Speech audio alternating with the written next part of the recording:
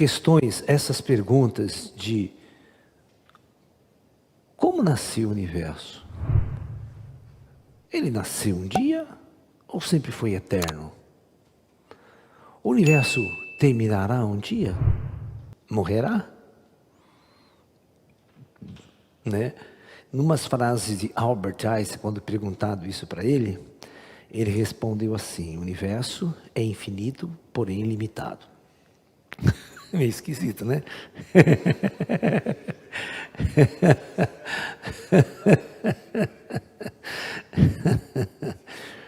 Né? Infinito, porém limitado. Bom, limitado por quê? Por que ele disse essa frase? Hã? Não. É limitado por nosso conhecimento.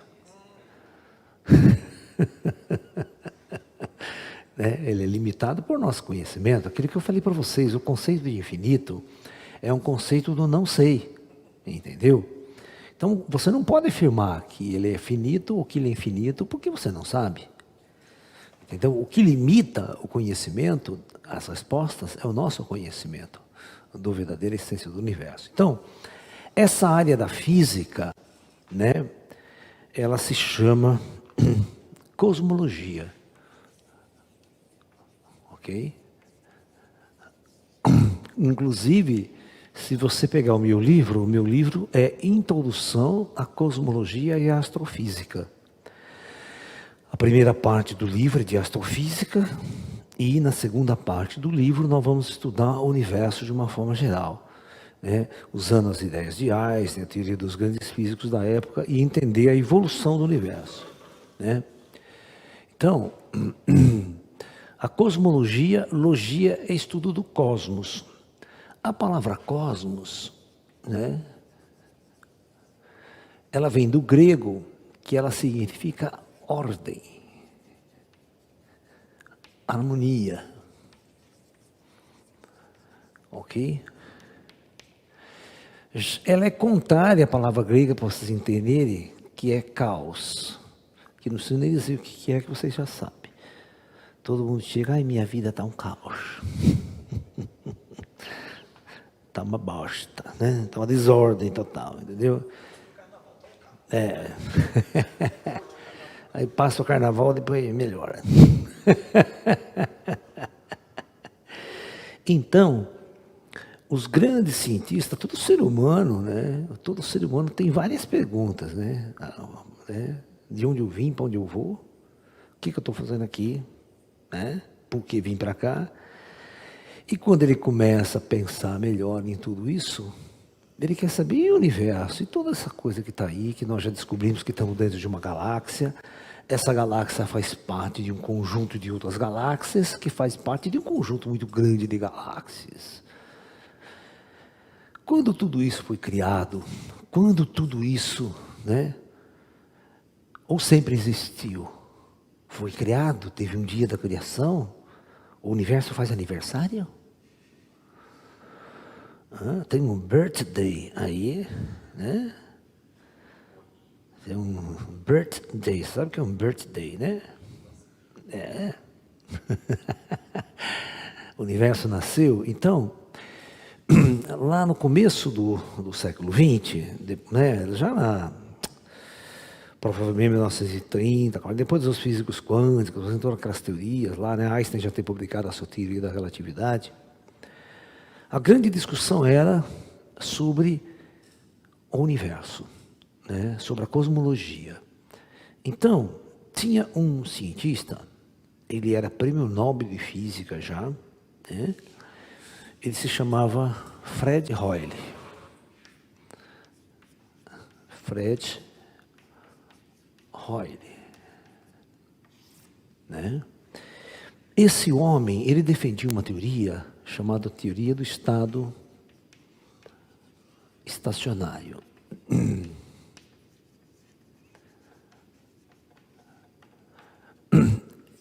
Ele escreveu livros e ele era uma pessoa muito boa comunicadora.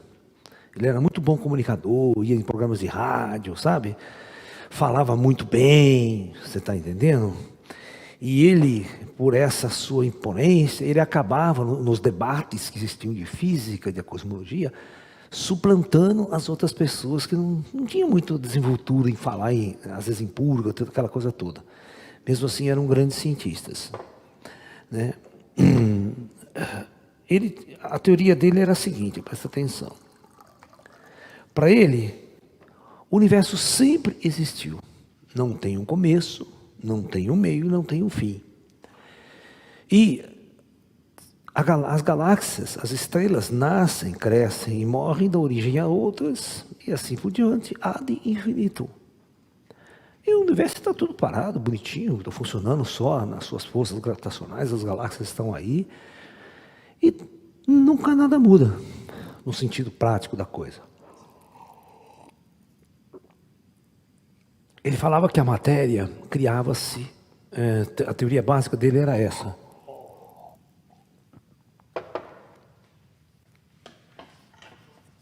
Criação espontânea da matéria. Então ele dizia que as partículas, né, elas, no próprio espaço, ela, né, de uma certa forma, ela se manifestava, era criada, e que não é errado, hein? Vocês vão achar que é uma coisa assim, muito... Oh, o cara está falando que não é nada, mas todo mundo sabe que eu acabei de falar para vocês que a teoria quântica, eu tenho o campo, que é como se fosse o espaço, e depois ele começa a vibrar, surge uma partícula. De onde veio essa bosta? Praticamente do nada. A teoria dele não está errada. Você está entendendo? Nesse ponto, né? Como que as partículas são criadas, como que elas foram criadas, elas continuam sendo criadas até hoje? Né? Uma parte do campo começa a vibrar, tal. Então, essa era uma grande discussão. Aí, tinha um padre físico, tinha isso também naquela época. E ele era cosmólogo, ele era astrofísico, e porque eu já falei para vocês que a igreja sempre investiu na ciência, sabe? Ela sempre investiu em observatórios astronômicos, em astrofísicas, todas as PUCs que tem aí, tem curso de física, tem pós-graduação em física. Na Europa a mesma coisa, né? Instituições da igreja universitárias eram centros de formações de cientistas também. Bom, ele se chamava Lemaitre, um baiano lá que cheirava bem, o francês, tá? Lemaitre, não sei se ele era francês, procura para mim, cadê faz a pesquisa, Abad Lemaitre, ele pode ser sueco, outras coisas, eu estou falando bobagem, faz tempo que eu não leio mais essas coisas, porque está tudo na minha cabeça, então se ler a nacionalidade dele, essas coisas, eu não lembro mais. Depois a gente... Abad, que é um abade, é um padre. Lemaitre, que ele era conhecido como Abad Lemaitre. Lemaitre, em francês. Né? Só para saber, né, a nacionalidade dele mesmo. Tudo aparenta ser francês, mas ali pode ter aquelas pequenas variações de estado ali. Eu não quero falar de bobagem para vocês. Bom, então, o Abad Lemaitre, né? Eu acho que deve ser assim que escreve, se não estou me enganado. Né? Assim, né?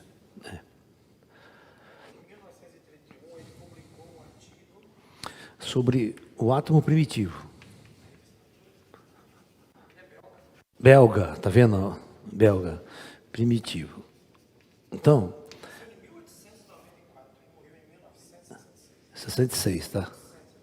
Nasceu. É pessoa dessa fase aí. Todos os grandes cosmólogos é nesse período aí, na primeira metade do século XX. Tá? Então, a teoria dele era a teoria do átomo primitivo. Porque uma das dificuldades era explicar os elementos pesados no universo. Você está entendendo? Urânio, né? Os elementos acima de 15, 20 e tal, sabe? A gente tinha uma ideia de como seria, que eu falei, da supernova, geração de matéria, queima do carbono, até o carbono, o ferro, tudo bem, mas e acima?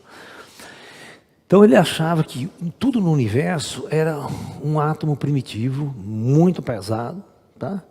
que de alguma forma foi gerando, a partir desse átomo primitivo, né, toda a matéria do universo estava no núcleo e tal, mas ele não falou de explosão. E essa matéria deu origem a tudo que está aí. Tá, os elementos pesados e tudo mais. Tá? Tem toda uma discussão, ele usa as equações de Einstein e tal, coisa mais complexa do que vocês estão...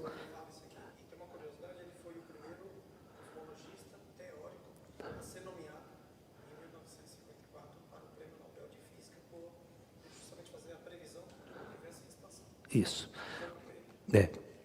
Entendeu? Então, esse cientista, ele imaginava que após esse universo poderia estar em expansão. Poderia. Então, ele até foi indicado pelo Prêmio Nobel, né, por essa ideia, né, da expansão do universo, que contraria a teoria do Fred Hoyle do estado estacionário. Tá ok? Então, eu quero que vocês entendam uma coisa.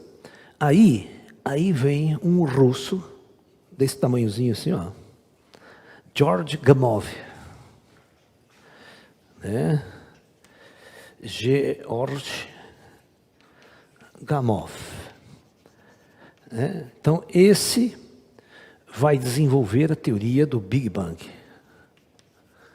né? A teoria da grande explosão e a teoria da expansão do universo. Expansão do universo e a fuga das galáxias. Tudo isso teórico, hein? E, mais ainda, ele previu que quando ocorreu essa explosão inicial, o universo estava numa certa temperatura, olha que louco, né? E que, a partir do momento que esse universo explodiu e começou a expansão, né, a partir de uma grande explosão, o universo foi expandindo, toda essa matéria que estava no início foi expandindo e foi esfriando, gerando as galáxias, as estrelas e tudo que nós temos hoje. E que provavelmente esse universo continuaria em expansão.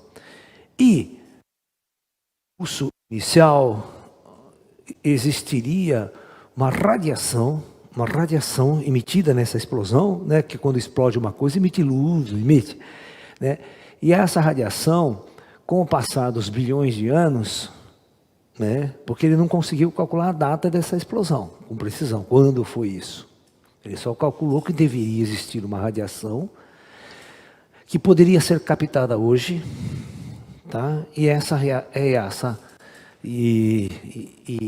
essa radiação estaria na faixa de 3 graus Kelvin. Na verdade, a gente não fala grau quando a gente usa a palavra Kelvin, tá? É só 3 Kelvin. Os físicos, eles não costumam trabalhar com frequência, eles costumam falar da temperatura da radiação, tá? Que é o estado de energia dela, tal, é como eles trabalham. E ele previu isso teoricamente, nessa faixa de frequência. Bom, aí, isso era teórico. Alguém teria que verificar essas coisas experimentalmente, para demonstrar qual das teorias aí era a mais aceita. Alright?